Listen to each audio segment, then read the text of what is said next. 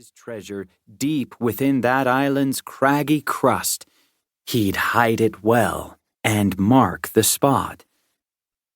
And one day, after he'd escaped from whatever prison cage his English captors tossed him into, he'd come back and retrieve La Gran Calabaza.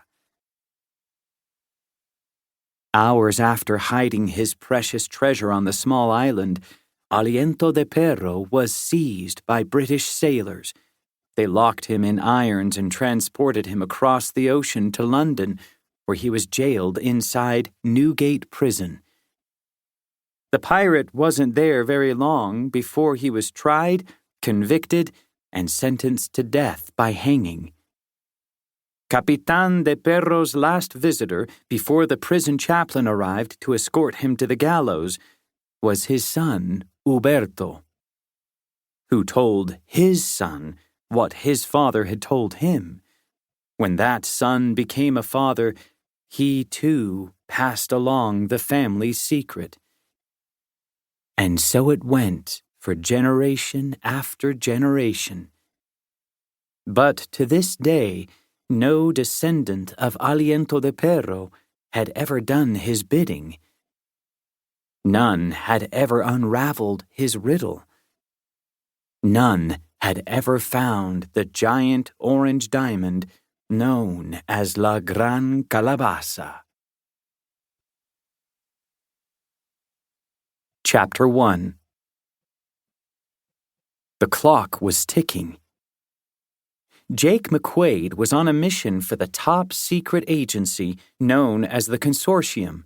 The 12-year-old had already defeated the world's most sophisticated artificially intelligent computer and solved impossible cases for the FBI. And, thanks to his newfound knowledge of geometry, physics, and human psychology, he'd also starred on his middle school basketball team. His pale, freckled skin baked in the scorching midday sun. He was on a high-speed, rigid-hull inflatable boat zooming across choppy waters with a small team of commandos in scuba gear. His mother had been right. Jake should have packed sunscreen. The commando team dropped Jake and his best friend Kojo Shelton on a craggy island. "You two are on your own," said the squad commander, clicking a stopwatch. "You have 15 minutes to secure the package." Jake used a handheld mapping device to quickly find the target building. But inside the windowless structure, things slowed down. The place was like a dark maze trapped inside a funhouse. Except this house was more dangerous than fun. Jake and Kojo followed the blinking green dot through a series of switchbacks and found themselves trapped inside a black box of a room. The instant their feet hit the floor, a huge metal door slammed shut behind them. "We need to get out of this room, Jake," said Kojo, checking his glowing watch. "Fast! We only have 10 more minutes to secure the package."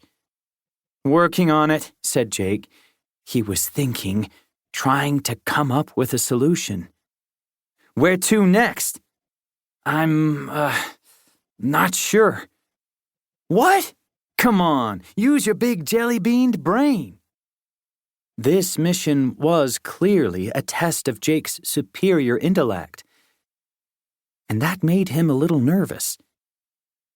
Jake hadn't become super intelligent the usual way, studying, reading books, doing homework.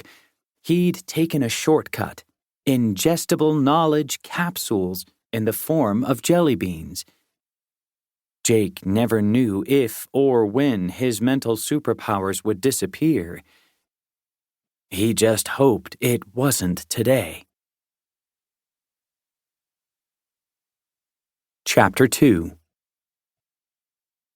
"Oh, wow, check it out," said Kojo, rustling around inside the sleek nylon sling bag the Consortium had given them for this mission. "There's all sorts of cool gear in here. Duct tape, a Swiss Army knife, a pair of binoculars. Hold up. I think there's some Hershey bars in here, too." He sniffed loudly. "Oh, yeah,